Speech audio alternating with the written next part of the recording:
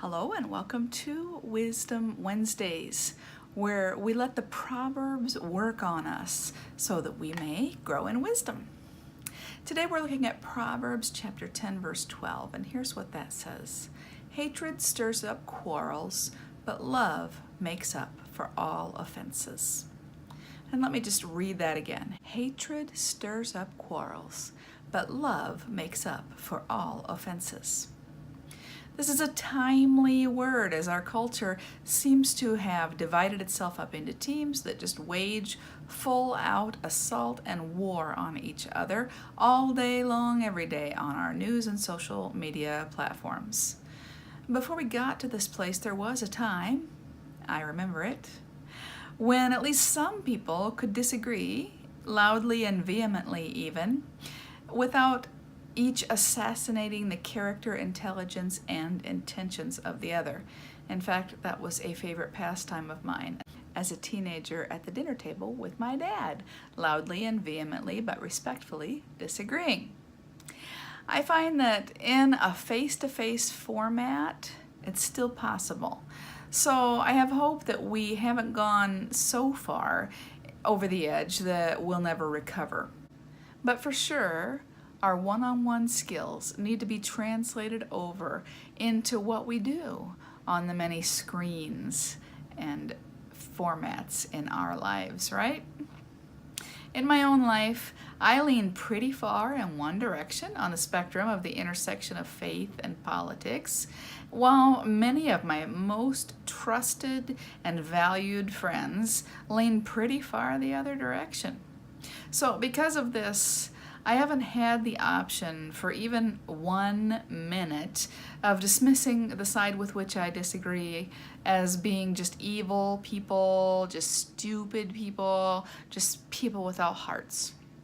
It's my love for these people that helps me to see their integrity, their compassion, their faith, and their genuine good intentions, even while some of the positions and the people they support literally turn my stomach. It helps me to listen. It helps me to examine myself rigorously as I choose and hold my own ground. It helps me to try to always humble myself and not assume that I'm the expert in the room every single time. It helps me to adamantly insist that I have to present my arguments reasonably and respectfully and not just scream and accuse, even when my response to an event is visceral, even when it just causes an actual negative physical response, which has been a lot of for a while now.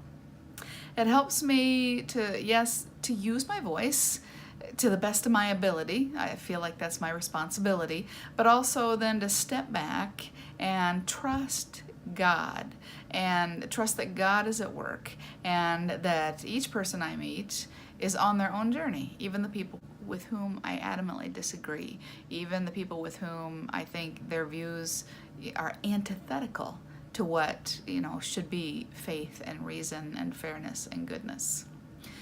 And all of that is love-based, and it's hard, and it's slow work, and it requires radical trust in God and in others.